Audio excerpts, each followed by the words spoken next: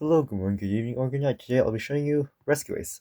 As you could probably tell by the thumbnail of the video and the name of it. Uh, yeah, Rescue Ace.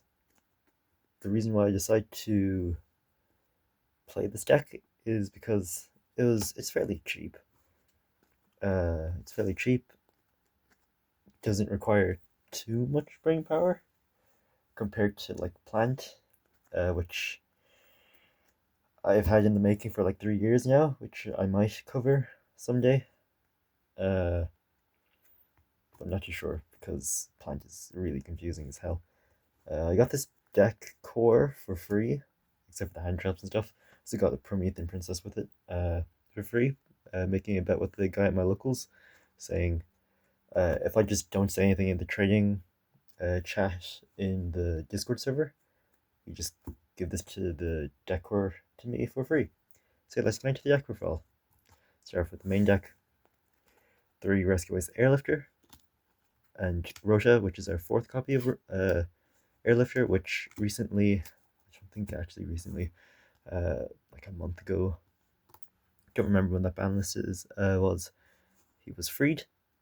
So what Airlifter does is he adds a Rescue Ace spell from your deck, and when your opponent summons or activates a monster effect on the field, yes, whenever your opponent activates a monster effect on the field, you contribute this card from the hand, then or face of field, then you can special summon a Rescue Ace monster from your hand, which is pretty nice. Both their head ones effects.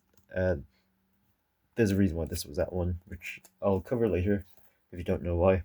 We run triple Hydrant along with the 4th copy of Hydrant.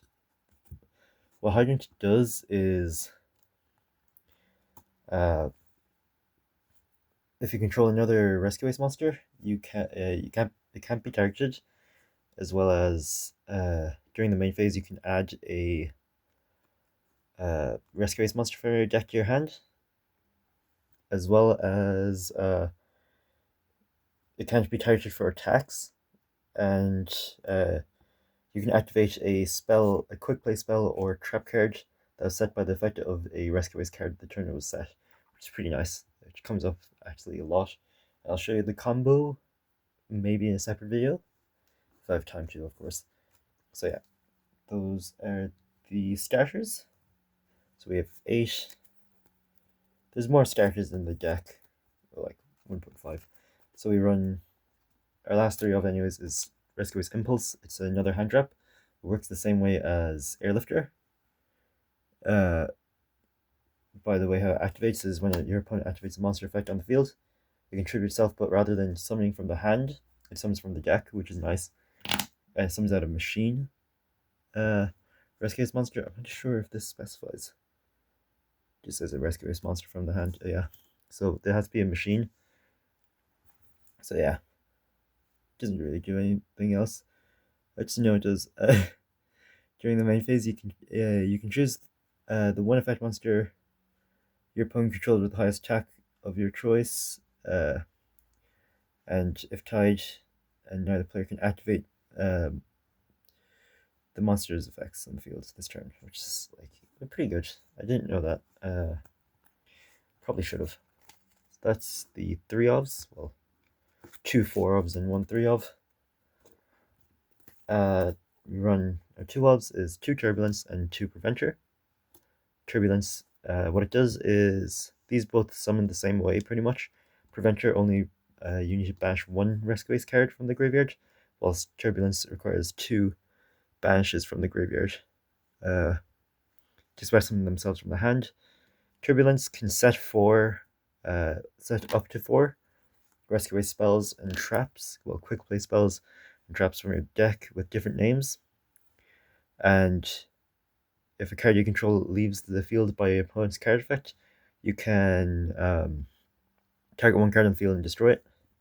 Pretty nice. Preventer is a can change the battle position, which is a quick effect, as well as if it is sent to the graveyard, you can specimen a banished Rescue Ace monster.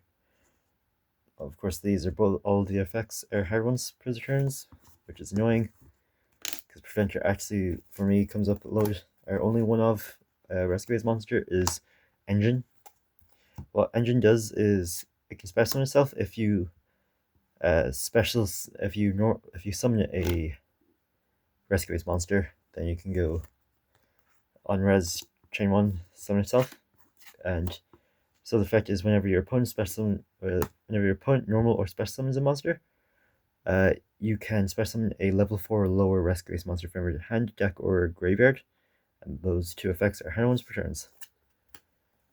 Now our spells for the Rescue Ace engine, there's 24 cards in the core, I guess. We run 3 emergency, 1 rescue, 1 alert, and a HQ. Those are the spells anyways. Emergency, all these count as Rescue Ace cards. Well, Rescue Ace spells, specifically those 4 because they don't have Rescue Ace in the name. Emergency can special summon a Rescue Ace monster from your deck, then tribute a Rescue Ace monster from your hand or field, and also you summon in defense position. You can banish this card from the graveyard, and then set a Rescue Ace trap from the graveyard. What Rescue does is Monster Reborn, and if you control Hydrant, you can special summon a monster from your opponent's graveyard instead. Alert. Its normal effect is to add a Rescue Ace monster from your graveyard, but if you control Hydrant, you can add one from the deck. HQ. While your opponent controls a monster, Rescue Ace monsters you control gain 500 attack and defense. And during the main phase, you can extra normal summon, and you can also target 4 of your Rescue Ace cards in the graveyard or banished, then shuffle them into your deck, then draw 1 card, which is crazy. Emergency is our other starter as well. This is your main search off of what's it called? Airlifter. It also dodges Imperm and Veiler, because these 5 are quick plays. So yeah, our only 2 traps in the engine contain Extinguish. Extinguish is a target negate. Extinguish is a destruction and Contain is a negate.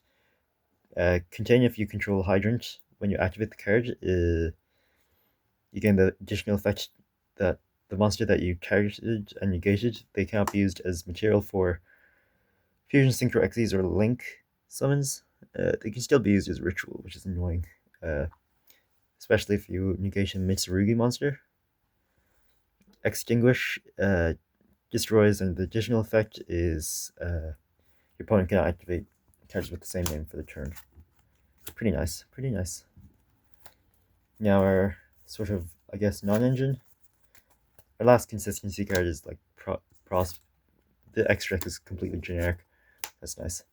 So hand traps, we run triple Ash, triple Veiler, triple Ghost Ogre, triple Droll, and triple Imperm. The reason why I don't run Nib, because in my opinion it's not as effective as compared to Ogre, which against the Blue Eyes matchup you can go Ogre on the either True Light or Mausoleum, or even like Spirit, because then they lose their target for to summon back a Blue Eyes from the graveyard. Mausoleum's just a dead card then.